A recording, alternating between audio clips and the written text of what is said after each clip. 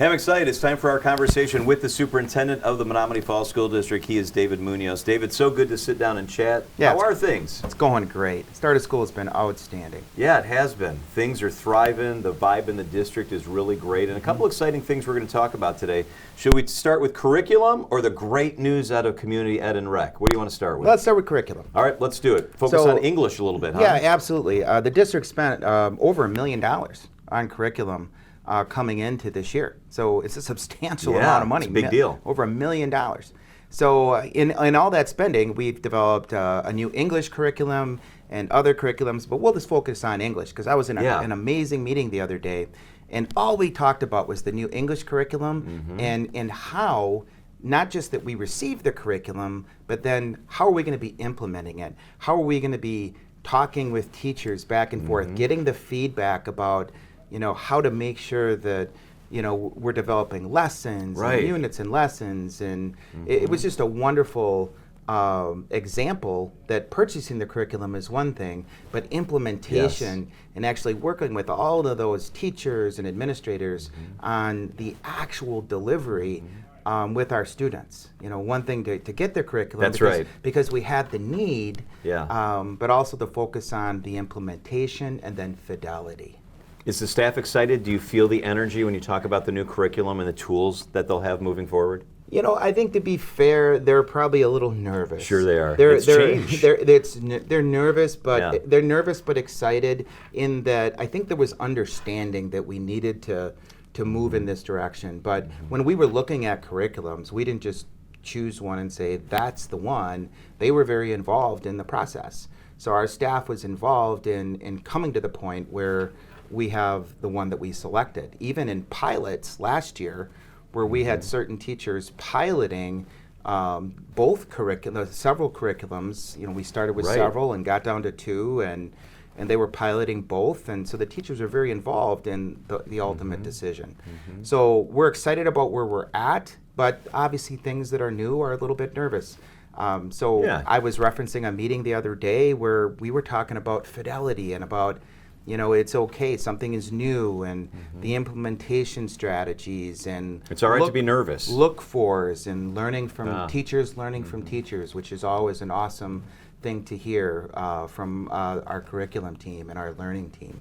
I wanted to ask you also about the community ed and rec facility. This is something you spearheaded. This is something that's very exciting. The community's talking about it. Yeah. Tell us about it and give us the update. Yeah, we're excited. The community ed and rec, we're on budget, first of all. Great. So when you have a project that's about $9 million, we'll have all the specifics, obviously on the website and publicly posted because it's in board meetings. But we're through conceptual design.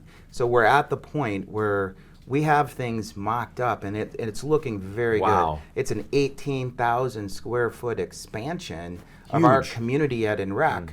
Now, and for the community members and everybody listening, it's real important to know that community ed and rec, it's uncommon for a school district to be the full owner and provider and facilitator of a rec department or a community ed and rec. It happens around here. It's more common in the Milwaukee area, but it's not common in the 400 plus school districts in the state. We're committed to it long term as a school district.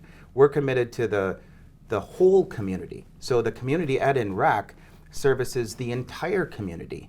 And it's seniors and the school district and groups and during the school day. So there's now going to be pickleball during the day. We can't do that right now because our community ed and rec gym is also the Riverside gym.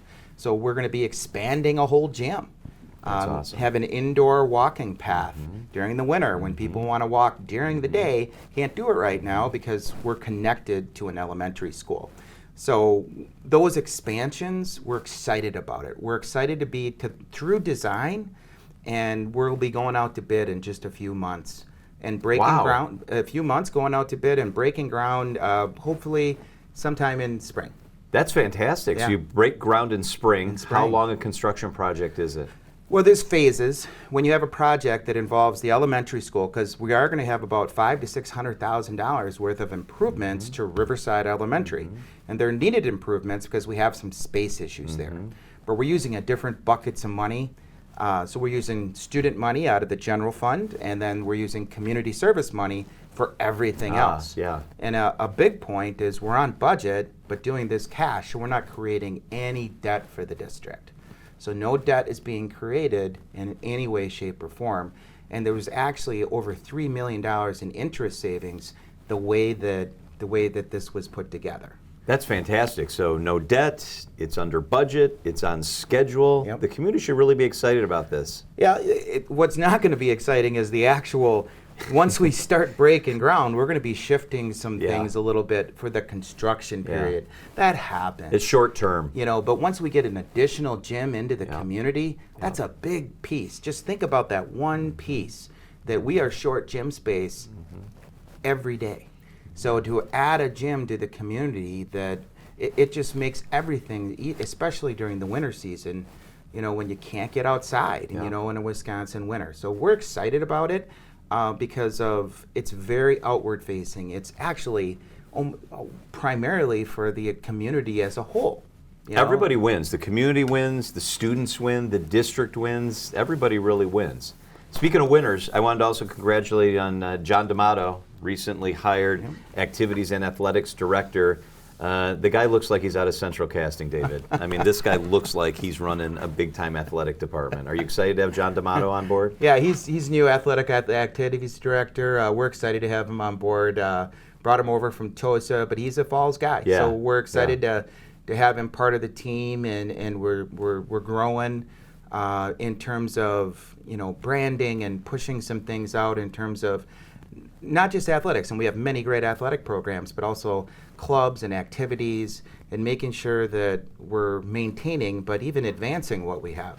We have wonderful robotics clubs, they're extremely competitive, and you know, several different other clubs and organizations that are just as busy as any sport that we have, which are also very, you know, well maintained in the district. D'Amato said he wanted to challenge you and I to a push-up challenge. I told him maybe if you and I combined ours, we could almost get what he did. Maybe. I'm okay with push-ups. Maybe we'll do arm wrestling. All right, yeah. I don't want to mess with you on that. He is David Muñoz, the superintendent. David, always good to catch up. Thanks for the work you're doing. You bet. Thank you.